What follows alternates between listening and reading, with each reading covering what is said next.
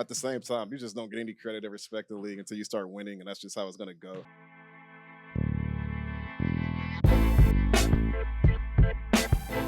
Wait, can I say? Pistons fans, welcome to the official Pistons podcast. I'm your host, Dr. Darius. I got the veteran right here. He's Omari Sankofa. He's the Pistons Beat Writer. What's up, Omari? Doing good, Dr. Darius. Good to see you, man. Good to see you too, my brother.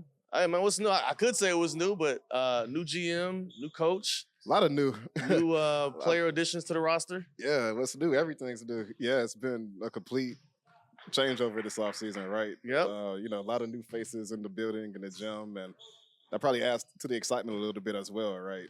Just as far as pushing things forward. A lot more writing for you as well, too. A lot more writing for me as well. It was pretty busy there for a while. Absolutely. We got the number 5 pick, Ron Holland the second. Of course, we got 𝗙𝗢𝗟𝗟𝗢𝗪 coming back to the team, 𝗙𝗢𝗟𝗟𝗢𝗪 Jr. We got Malik Beasley. So many players that can help 𝗙𝗢𝗟𝗓𝗓 Cunningham. How do these players help Cade win? Yeah, I think when you have a guy like Cade who does everything, right? So you want players who make his life easier, whether that's spacing the floor for him on offense or, taking on the tougher defensive assignments defensively. So you look at a guy like a 𝗙𝗢𝗟𝗟𝗓𝗓 who's a career scorer, professional scorer. A lot of Pistons fans watched him here, so he doesn't need an introduction, but there haven't been many guys who can score the ball like him in the past few seasons, especially with Cade. You probably have to go back to the few games he had with Jeremy Grant before he got traded 3 years ago. Yeah. A guy like Ron Holland, I thought Summer League, he was really solid defensively. I thought he had some really solid defensive moments in preseason. Rebounds, runs the floor. He's going to take pressure off of Cade. Any of those guys that can shoot, right? That's one thing that they've had in the past is just adequate shooting. So Malik Beasley, Tim Hardaway, those guys can space the floor for him. So it's just about making Cade's life easier, I think, is the bottom line. And the front office certainly hopes that they accomplish that before the new guys they brought in. Nice. Going into the season, JB Bickerstaff he's definitely has some options. Who would be your starting 5? Yeah, my starting 5, I'd probably go Cade, Ivy, 𝗙𝗢𝗟𝗓𝗓𝗪, Tobias, and then Darren. I think with Simone at the 3 and Tobias at the 4, that gives you some size, some rebounding. Both those guys can shoot. Ivy's been shooting it well. Cade's, we know that Cade can shoot. So, as far as spacing, as far as, defense, I think 𝗙𝗢𝗟𝗓𝗓𝗪 is a really solid defender. That does a lot for you. But I could also see him going small with Malik Beasley instead of 𝗙𝗢𝗟𝗓𝗓𝗪. So I guess we'll just see. But if I were the head coach of the Pistons, that's probably what I would go for on opening night. Nice. And being a beat writer, you're on social media a lot. You see fans commenting negatively or positively.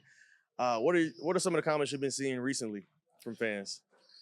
Maybe there's always optimism this time of year, but along with that, it's let's see what this team looks like. I think after the past few years, you don't want to get too excited. You want to see how the team looks first, and I think there's been a lot of that. But at the same time, Pistons fans are passionate. Yeah, I mean the metrics. I've talked to other beat writers. The metrics have been strong all summer in a city where you actually have competition with some other teams doing well, and fans are pretty locked in. So excitement, maybe a little bit of fear or a little bit of I wonder what's going to happen. But again, you have a new front office, new coach. Cade is Cade, and he's back and healthy, and got a new extension. New extension. So I think there are reasons for fans to feel some excitement coming into the year. Cade was also ranked top 100 rankings, currently number 67. Yeah. He's up from last year. He was 74 ranked. Too high, too low? What do you think? I think if you're just going purely off of his ranking as a player, it's probably a bit low, just given that we saw him perform at a star level for much of last season, and some of the guys above him were more role player level. At the same time, you just don't get any credit or respect in the league until you start winning, and that's just how it's going to go. The Pistons put together a good season, and he may jump 35 spots next year. I think some of that is just a built-in just knock, because the team hasn't won. And I think with that, there are people who haven't really seen him play, right? You may see him if the team you're following plays the Pistons, but he hasn't really been in the spotlight to that extent. So that just comes with winning. I think the more games they win, the more he'll rise up those lists. And it won't just be a 7-spot improvement. It'll be 10, 20, 30 spots next time around.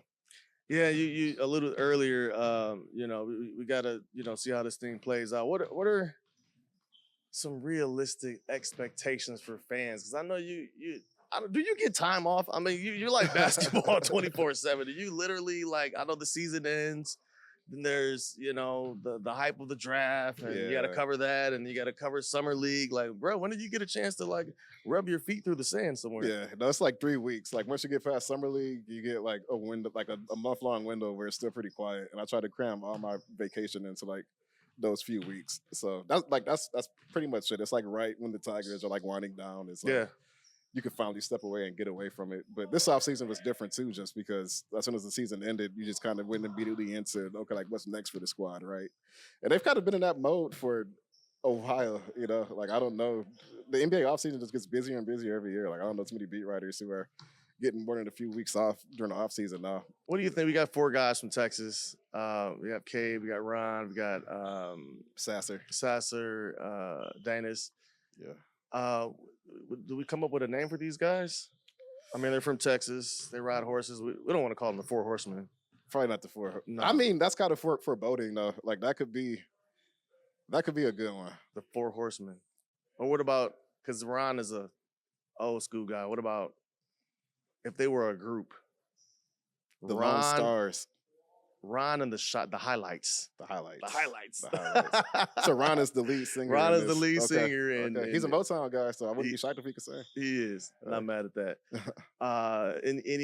Any shout outs you want to give? This is the culture of podcasting is all about shout outs. Any shout outs, any love, any other vet you want to give a shout out to on the Beat Writer staff? No, I mean, obviously you could find me over at the Detroit Free Press. We have a pod that we are.